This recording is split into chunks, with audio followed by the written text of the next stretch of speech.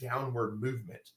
Once we saw that we started to have this trend, then they came back and they bored a third hole. And this third hole went all of the way down to the water table.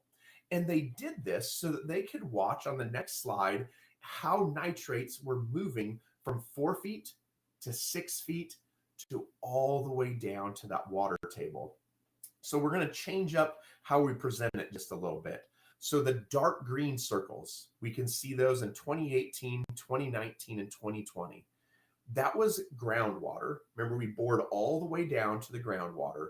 That was groundwater that was sampled when we applied XN technology to our nitrogen. The light green lines was when we did not apply XN technology. It was just the UAN.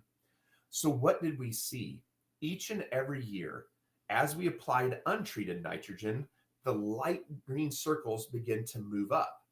That's what we would expect. That nitrate is moving from 4 feet to 6 feet, all of the way down, right, as we're looking at it into our groundwater. When we see the dark green circles, that's where we applied the XN, we actually notice an opposite trend. What we notice is we're decreasing the amount of nitrates that was found in the groundwater. And as we're looking at that in our last year in 2020, in August, we were getting close to that 10 parts per million.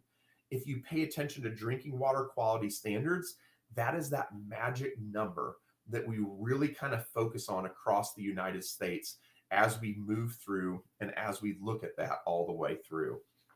So let's kind of take then a little bit bigger look. Let's take a step back and let's look at what XN technology does.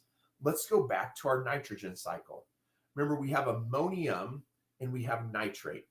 Nitrification is that natural movement of ammonium being converted to NO3, driven by soil microbiology, right? The things that we hear about. What we've noticed is that if we want to take a big picture look, we can now help to manage nitrogen loss from volatilization with MBPT and our exchangeable calcium.